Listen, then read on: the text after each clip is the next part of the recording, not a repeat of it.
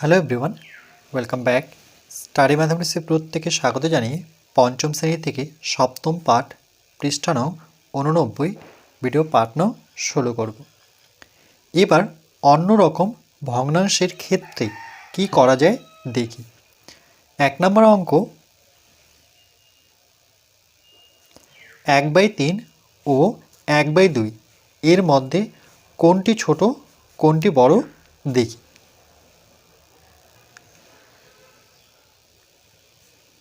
লিখব ভগ্নাংশের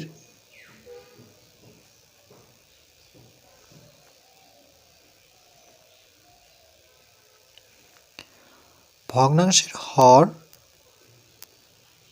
দুটি।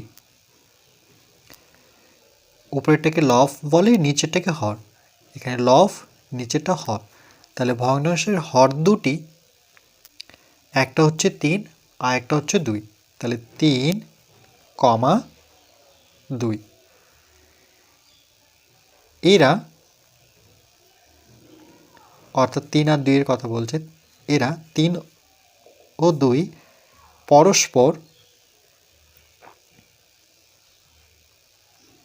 পরস্পর মৌলিক।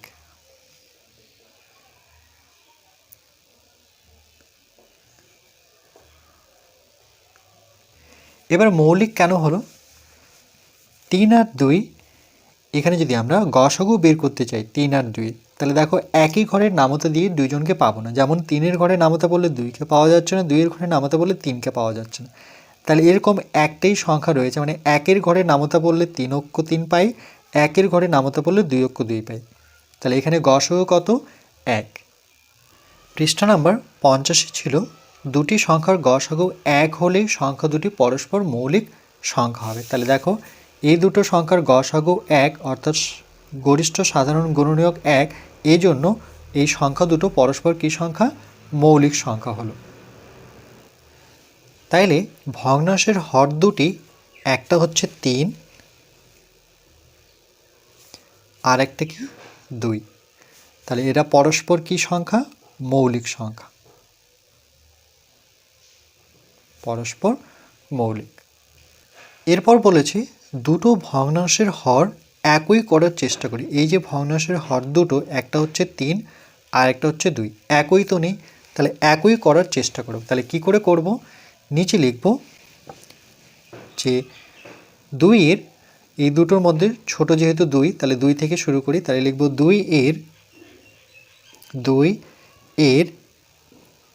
গুণিতকগুলি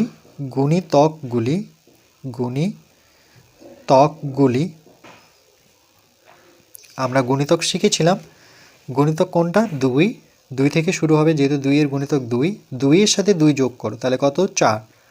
4-এর সাথে 2 যোগ করলে কত? 6, মানে 2 যোগ করতেই থাকবো। 6-এর সাথে 2 যোগ করো, কত হবে? 6 আর 2 যোগ 8। 8-এর সাথে 2 যোগ করলে পরে 10। 10-এর সাথে 2 যোগ করলে পরে 12। 12-এর সাথে 2 যোগ করলে পরে 16, না 14। 14-এর সাথে 2 যোগ করলে পরে 16। 16-এর সাথে 2 যোগ করলে পরে 18। এভাবে কিন্তু চলতেই থাকবে। যেহেতু চলতেই থাকবে, তাহলে এভাবে আমরা বিন্দু বিন্দু দিয়ে ছেড়ে দেব। এরপর 2-এর পরে 3-এর গুণিতকগুলি,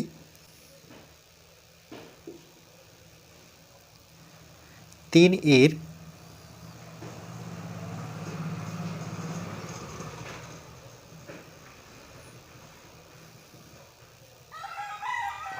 গুণিতকগুলি, তাহলে প্রথমটা তো হবে 3। এবার 3 আর 3-এর যোগফল কত? 6। 6-এর সাথে 3 যোগ করলে পরে 9। 9-এর সাথে আবার 3 যোগ করো, 9, 10, 11, 12। 12-এর সাথে 3 যোগ করো, 12 আর 3-এ কত? 15, মানে আমরা 3 করে যোগ করব। 15-এর সাথে 3 যোগ করলে কত হবে? 18। 18-এর সাথে 3 যোগ করলে হবে 21। 21-এর সাথে 3 যোগ করলে হবে 24। এভাবে কিন্তু চলতেই থাকবে। আমরা গণিতক কখনো লিখে শেষ করতে পারি না, তাহলে এভাবে ডট ডট বা বিন্দু বিন্দু দিয়ে ছেড়ে দেব। এরপর 2 ও 3 এর সাধারণ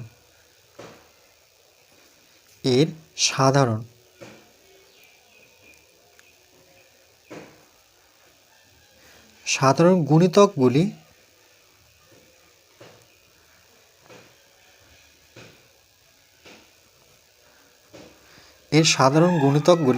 সাধারণ কোনটা?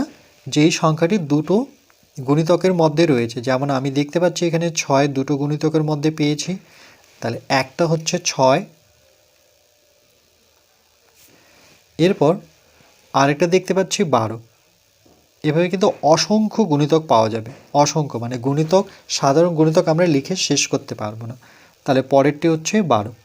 আর তো এখানে দেখতে পাচ্ছি না, যেহেতু বাকি সংখ্যাগুলো লিখিনি, এখানে 14, এখানে 24, তাহলে একই তো হলো না।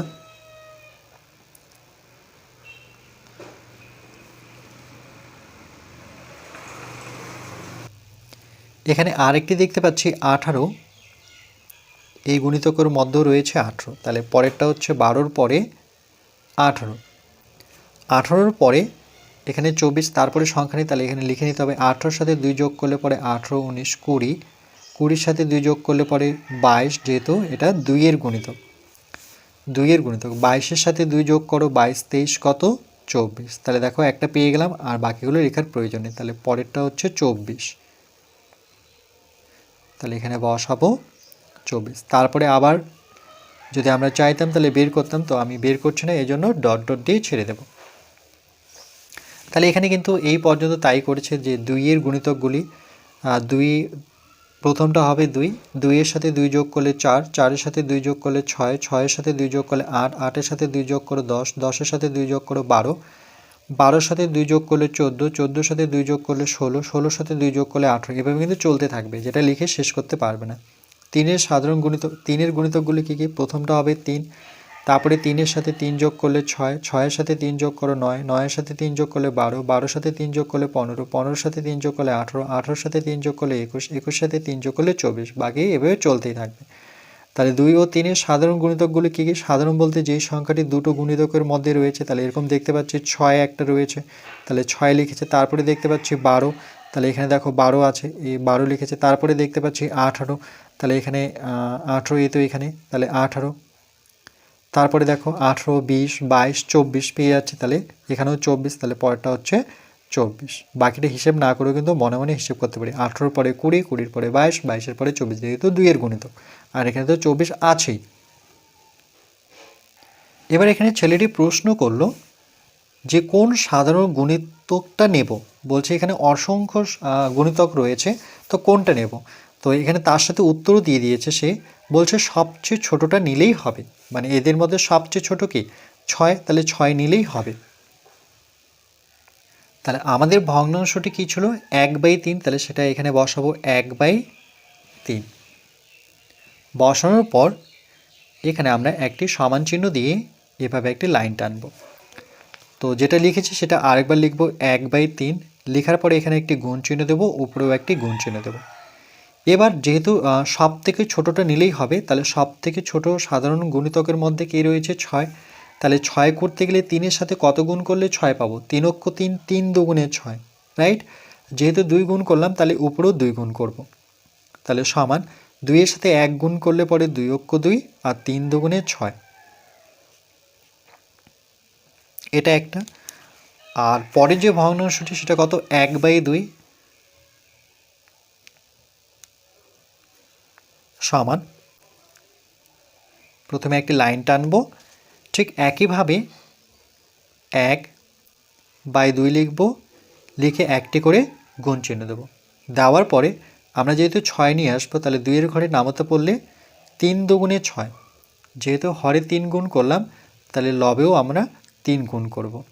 তাহলে 3-এর সাথে 1 গুণ করলে 3 অক্ষ 3, আর এখানে 3 দুগুণে 6।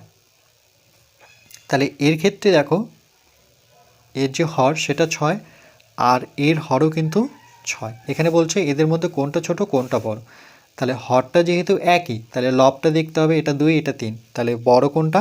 বড় হচ্ছে 3, আর 2 হচ্ছে ছোট। তাই লিখব তাই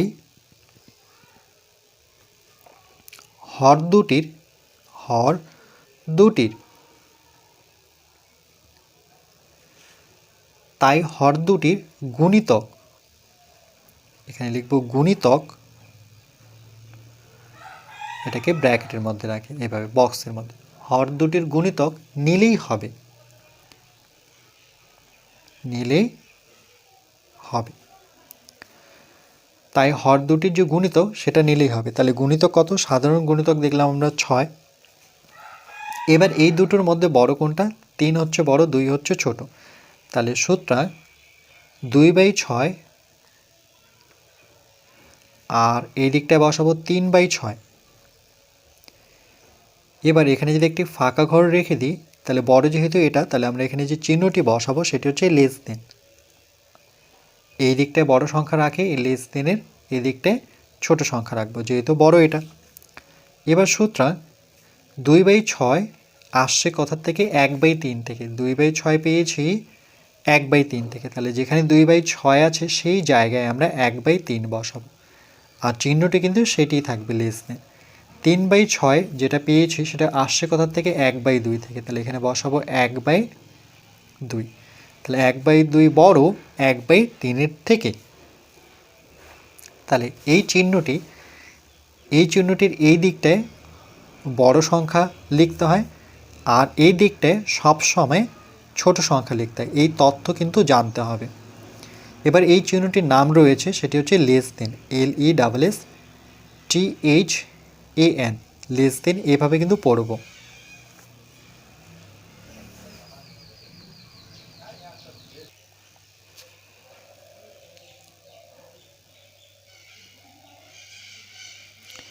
তিন দুগুণে 6, এটা যদি 3 হয় তাহলে এখানেও 3 বসাবে, 3 অক্ষে 3।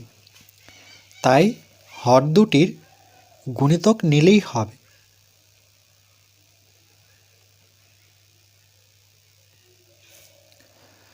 গুণিতক নিলেই হবে। তাহলে 3/6 বড় 2/6 থেকে। তাহলে এই দুটো চিহ্নর মধ্যে আমরা এই চিহ্নটি নেব, অর্থাৎ লেস দেন। 2/6 আসছে 1/3 থেকে, আর 3/6 আসছে 1/2 থেকে। তাহলে 2/6 আসছে 1/3 থেকে, সেটা ছোট, তাহলে চিহ্নটি লেস দিনই থাকবে। 1/2 বড় 1/3 থেকে। পৃষ্ঠা নাম্বার 87 ছিল একই লব বিশিষ্ট ভগ্নাংশের যেটির হর ছোট সেই ভগ্নাংশটি বড় হয়। তাহলে দেখো এই দুটো ভগ্নাংশের মধ্যে যেটা ছোট, একটা হচ্ছে 1/3, একটা হচ্ছে 1/2। তাহলে লব দুটো কিন্তু সমান, তাহলে হর যেটা ছোট সেটা কিন্তু সব থেকে বড়। আবার যেটির হর বড় সেই ভগ্নাংশটি ছোট হয়। তাহলে এই দুটো ভগ্নাংশের মধ্যে হর যেটা বড় 3, সেটা কিন্তু ছোট।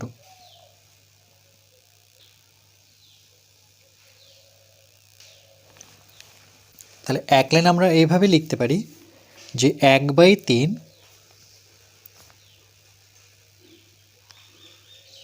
হলো ছোট,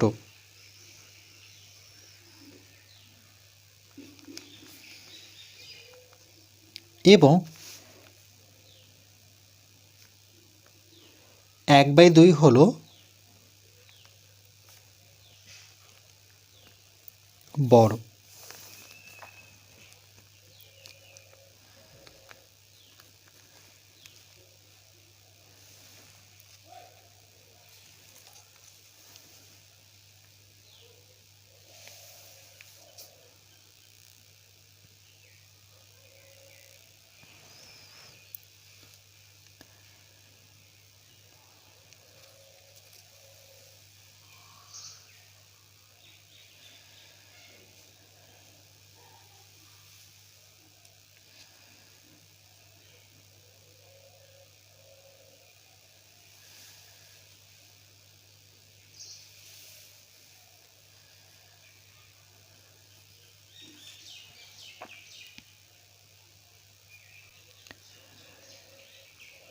এরপর পরবর্তী পাঠ